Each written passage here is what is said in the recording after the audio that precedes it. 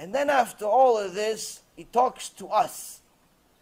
Al tifnu el האלילים ואלוהי מסכה לא תעשו לכם, אני אדוני אלוהיכם. Do not turn to idols, and molten gods shall you not make for yourselves. I am Hashem your God. He already told us he's God. When it had to do with Shabbat, when it had to do with our parents, when it had to do with everything else, he told us he's God. He says, no, there's a special reminder. I'm God. When? All the avodah zarah, you keep trying to convince yourself to worship.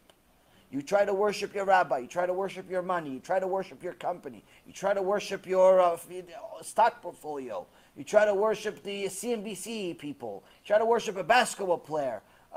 All these things, remember, I'm God, not them. Don't turn everything into avodah zarah. But that, unfortunately, Rabotai Karim, is what's happening today. Everyone is dying to worship an idol without even realizing it. People think that idolatry is something that's long gone, and it's not. It's something that we still struggle with. In the Gemara Masechet Avodah Zarah, in the beginning, I believe it's the 3rd page, it says that Avraham Avinu had 400 chapters to his tractate of Avodah Zarah. 400. 400. Today we only have 5 chapters. How does he have 400? He says because there's different forms of Avodah Zarah. Some avodah zarah, some idol worship is a cow, a motorcycle, a rat, I don't know, a statue of some kind, all types of things. Sometimes it's money, sometimes it's your rabbi, sometimes it's a tzaddik that died, sometimes it's some idiot that died 2,000 years ago, it's some fat guy that I don't even know if he lived, named Buddha. All of these stupid things that people create. There's so many different types. But some of them are also simply not being able to overcome your desires.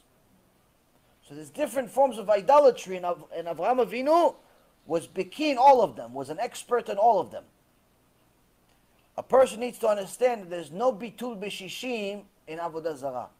There's no cancellation of avodah zarah. Like for example, if you have a big pot of meat, and accidentally, one drop of milk falls into the pot of meat. Accidentally, it's not on purpose. If there's 60 times meat, 60 times more meat than there is the milk, is bitul b'shishim, meaning it's canceled, you continue eating it.